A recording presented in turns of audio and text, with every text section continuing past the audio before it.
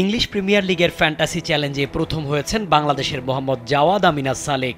নতুন চালু হওয়া এই বৈশ্বিক টুর্নামেন্টে ৩৮টি গেম উইকে অংশ নিয়ে ২৩৭৭ পয়েন্ট পেয়ে তিনি শীর্ষে উঠে আসেন।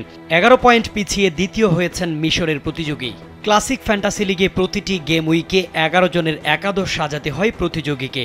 তবে নতুন চালু হওয়া ফ্যান্টাসি চ্যালেঞ্জটা একটু অন্যরকম। এখানে প্রতি গেম উইকেই নতুন নতুন চ্যালেঞ্জে অংশ নিতে হয়। প্রথম 4টি গেম উইক ছিল 5A সাইড চ্যালেঞ্জ। প্রথম গেম উইকের চ্যালেঞ্জটা ছিল আনলিমিটেড বাজেটে 5 জনের দল সাজানো। ৩৮তম রাউন্ডের চ্যালেঞ্জটা ছিল প্রতিযোগীর চোখে মৌসুমের সেরা 5 খেলোয়াড়কে নিয়ে দল সাজানো। ৩৮ চ্যালেঞ্জেই অংশ নেওয়া জাওয়াদ পেয়েছেন ২৩৭৭ পয়েন্ট।